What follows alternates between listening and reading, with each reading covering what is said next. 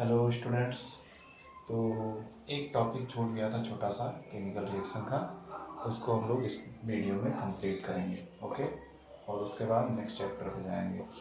तो हमारा टॉपिक था रेंसिडिटी, जिसका स्टार्टिंग हम समझ गए थे। ठीक है, रेंसिडिटी यानी फैट या ऑयल वाली कोई भी चीज़ जब एयर से रिएक्ट करती है यानी ऑक्सीजन से रिएक्ट करती है तो उसका टेस्ट, उसका स्वाद या उसका स्मेल चेंज हो जाता है। और वो चेंज कैसा होता है? बेकार, बैड टेस्ट, बैड स्मेल हो जाता है। उसी को रेंसिडिटी बोलते हैं। ठीक है, तो whenever any food item contains fat and oil reacts with oxygen, it get oxidized, and that leads to the change in the taste and smell of that particular fatty and oily food, and that condition is known as rancidity. ठीक, अब rancidity तो हमको समझ में आ गया। Rancidity को रोकने का क्या तरीका है, कैसे कंट्रोल कर सकते हैं, ये हमको जानना है। ये लास्ट टॉपिक छूटा हुआ था, control measures of rancidity.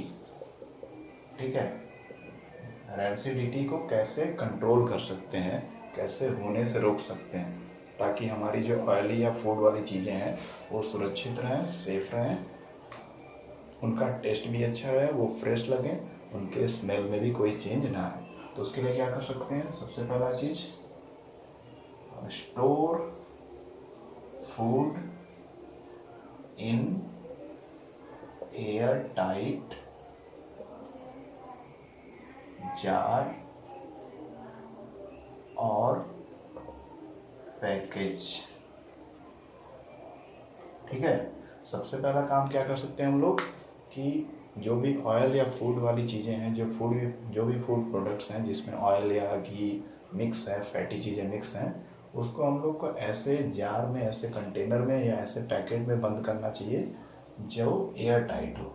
Air tight का मतलब है उसमें एयर कहीं से भी इंटर ना कर पाए, क्योंकि एयर के साथ रिएक्शन होने से ही ये रेंसिडिटी का प्रॉब्लम होता है। तो एयर टाइट कंटेनर में बंद करके या पैक करके हम लोग रेंसिडिटी को होने से बचा सकते हैं, और हमारा खाना जो होगा, फूड आइटम, वो सेफ रहेगा। ठीक है, दूसरा क्या तरीका है कंट्रोल करने का? दूसरा रेंसिडिटी को कंट्रोल करने का है कि अगर हम लोग एयर टाइट कर रहे हैं, जैसे कि पैकेज फूड आते हैं, चिप्स वगैरह आते हैं, तो उस एयर टाइट पैकेट में आप देखते होंगे गैस भरी होती है।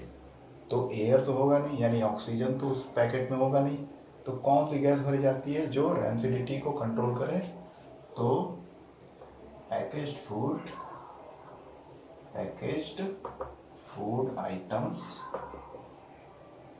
Items like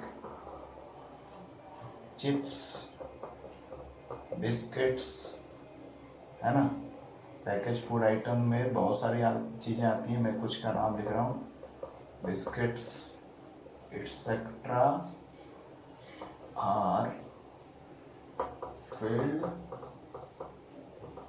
with nitrogen gas. जो भी पैकेट वाले खाने पीने की चीज़ें आती हैं जिसमें भी फैट, ऑयली चीज़ें मिक्स हैं, उसमें हम लोग क्या करते हैं कि नाइट्रोजन गैस फिल कर देते हैं। और नाइट्रोजन गैस ही क्यों फिल करते हैं? इसलिए फिल करते हैं क्योंकि नाइट्रोजन का, अगर आप क्लास 9th में आप क्लास किए होंगे तो उसमें मैंने बताया था कि जो नाइट्रोजन गैस होता है उसका बॉन्ड स्ट्रक्चर अगर हम लोग देखेंगे तो 2 नाइट्रोजन के बीच में ट्रिपल बॉन्ड होता है, और 3 बॉन्ड जो होता है उसको और ज़्यादा स्ट्रेंथ देता है, मजबूती देता है ना। तो नाइट्रोजन गैस में जो 2 नाइट्रोजन है उनके बीच में 3 बॉन्ड है, ट्रिपल बॉन्ड है, और ये बॉन्ड इतना ज़्यादा स्ट्रांग होता है कि इजीली ब्रेक नहीं होता है। इस वजह से नाइट्रोजन गैस किसी भी चीज़ से रिएक्ट नहीं करता है। जैसे हम लोग चिप्स के पैकेट में नाइट्रोजन गैस भरेंगे या किसी भी फूड प्रोडक्ट के पैकेट में भरेंगे तो वो नाइट्रोजन गैस उस फूड प्रोडक्ट से रिएक्ट नहीं करेगा, यानी कोई भी केमिकल रिएक्शन नहीं होगा, हमारा फूड आइटम जैसे का तैसा रहेगा। साथ ही साथ नाइट्रोजन गैस इंटरनल टेम्परेचर को मेंटेन करता है। जैसे चिप्स वगैरह जो भी चीज़ें हैं वो क्रिस्पी और वैसे ही कुरकुरी रहेंगी जैसे कि वो स्टार्टिंग में थी, एकदम हमको फ्रेश लगेगा। ठीक है, तो ये नाइट्रोजन गैस का काम है। एक तो ये ऑक्सीजन के सप्लाई को रोकता है और साथ ही साथ ये रिएक्शन भी नहीं करता है, और हमारी जो फूड पैकेज्ड फूड चीज़ें हैं वो एकदम फ्रेश रहती हैं। ठीक है, तो ये दो तरीके हैं जिससे हम लोग रेंसिडिटी को रोक सकते हैं। तीसरा तरीका क्या है? तीसरा मेथड में हम लोग कर सकते हैं कूलिंग मेथड। कूलिंग मेथड यानी जो भी फूड आइटम है उनको हम लोग फ्रीजर में किसी ठंडे जगह पे रख सकते हैं, जहाँ पे नॉर्मल टेम्परेचर, रूम के टेम्परेचर से लो टेम्परेचर रहे। ठीक है, अब जब कूल करेंगे तो मॉइस्चर आएगा। आप सोचेंगे तो मॉइस्चर जो है कभी भी फूड आइटम के अंदर नहीं रखना चाहिए। यानी मान लीजिए हमारा फूड आइटम इस बॉक्स में है, तो फूड आइटम को एक एयर टाइट कंटेनर बंद करना है। ठीक है, ताकि वहाँ से बाहर से कुछ भी इंटर ना करे। और इस पूरे पैकेट को हम लोग किस में रख देंगे? फ्रीजर में। तो फ्रीजर क्या करेगा? इसके चारों तरफ के टेम्परेचर को लो कर देगा, जिस वजह से इसका जो रेंसिडिटी होता है वो स्लो हो जाएगा। इसलिए आप देखते होंगे खाने पीने की जो चीज़ें हैं जिसमें तेल घी का तड़का लगता है, उसको अगर फ्रीजर में हम लोग रखते हैं तो लंबे समय तक फ्रेश रहता है और चलता है और ख़राब नहीं होता है, उसके टेस्ट में कोई बदलाव नहीं होता है। ठीक है, तो ये एक तरीका है। और एक क्या तरीका हो सकता है? फोर्थ, एक तो कूलिंग मेथड हो गया कि हम लोग फ्रीजर वगैरह में एयर टाइट कंटेनर में रख के फूड आइटम को रखेंगे तो उससे रेंसिडिटी स्लो हो जाता है और लंबे समय तक हमारा फूड फ्रेश रहता है। फोर्थ मेथड है यूज ऑफ एंटीऑक्सीडेंट। एंटीऑक्सीडेंट को प्रिजर्वेटिव भी बोल सकते हैं, फूड प्रिजर्वेटिव। ठीक है, यूज ऑफ एंटीऑक्सीडेंट ऐसे केमिकल्स होते हैं जो क्या करते हैं? ऑक्सीजन के सप्लाई को रोकते हैं, ऑक्सीजन से लड़ते हैं। ठीक है, और ऑक्सीजन के प्रभाव को कम कर देते हैं, जिस वजह से हमारा जो फूड है वो रैंसिड नहीं हो पाता है। ठीक है, यानी उसमें स्मेल में चेंज नहीं होता है, उसके टेस्ट में चेंज नहीं होता है। ठीक है, तो ऐसे केमिकल को एंटीऑक्सीडेंट बोलते हैं। एंटीऑक्सीडेंट के कुछ एग्जाम्पल हैं ब्यूटाइलेटेड हाइड्रोक्सीटोलुइन, ब्यूटाइलेटेड हाइड्रोक्सी एनिसोल और सोडियम बेंजोएट।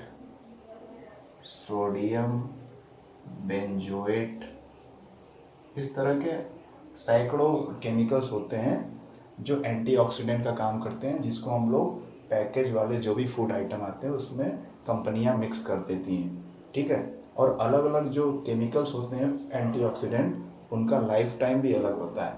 ठीक है, तो वो एक निश्चित समय तक उस फूड को सुरक्षित और सेफ रखती हैं। ठीक है, उस पार्टिकुलर टाइम के बाद जब फूड हमारा होता है वो ख़राब होने लगता है। इसीलिए आप पैकेट पे देखते होंगे किसी पे 6 मंथ का रहता है कि 6 मंथ तक यूज कर लीजिए, अदरवाइज फूड हमारा स्पॉइल हो जाएगा, पैकेट पे लिखा रहता है। कहीं पे 12 मंथ लिखा रहता है, कहीं पे 3 मंथ लिखा रहता है, या ब्रेड वगैरह खरीदेंगे तो उसमें 10 डेज पे लिखा रहता है। यानी उसमें अलग अलग तरीके के जो एंटीऑक्सीडेंट होते हैं उनका लाइफ टाइम अलग अलग होता है। ठीक है, तो उतने टाइम तक वो एक्टिव रहते हैं और हमारे फूड को रैंसिड होने से बचा देते हैं और हमारा फूड फ्रेश रहता है। उस टाइम के बाद अगर हम उसको कंज्यूम करेंगे, खाएंगे, तो फिर वो ख़राब हो जाएगा और हमारे स्वास्थ्य के लिए भी, हमारे हेल्थ के लिए भी बहुत ज़्यादा हानिकारक हो जाता है। ठीक है, तो अलग अलग एंटीऑक्सीडेंट का अलग अलग लाइफ टाइम होता है, इसलिए वो अलग अलग टाइम तक चीज़ों को फ्रेश रखता है, प्रिजर्व करके रखता है। तो ये 4 तरीके हैं जिससे हम लोग किसी भी फूड आइटम को रैंसिड होने से बचा सकते हैं। ओके, तो ये हमारा लास्ट टॉपिक था इस चैप्टर का। रैंसिडिटी को वैसे कंट्रोल कर सकते हैं। पहला मेथड कि फूड आइटम को एयर टाइट जार या पैकेट में बंद करके रखेंगे जिसमें एयर कहीं से इंटर ना करे।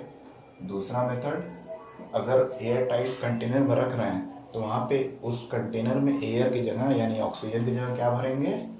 नाइट्रोजन गैस भर देंगे, क्योंकि nitrogen gas non reactive gas है, ये जल्दी रिएक्शन नहीं करता है और साथ ही अंदर के टेम्परेचर को भी मेंटेन रखता है।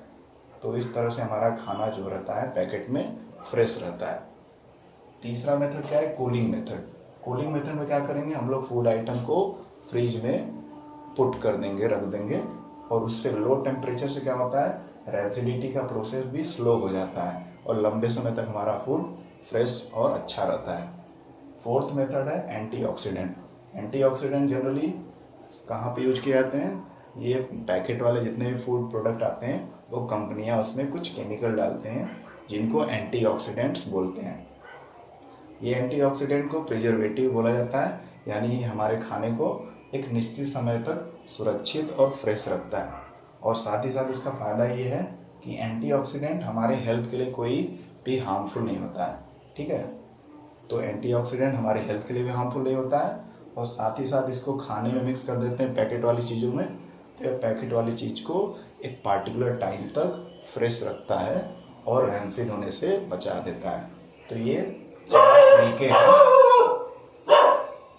चार तरीके हैं जिससे हम लोग किसी भी फूड आइटम को रैंसिड होने से बचा सकते हैं। एग्जाम में जब भी आएगा तो आपको एटलीस्ट 2-3 तरीके लिखने पड़ेंगे, ठीक है। तो इस तरह से ये चैप्टर हमारा क्लोज होता है। अब हम लोग नेक्स्ट चैप्टर स्टार्ट करेंगे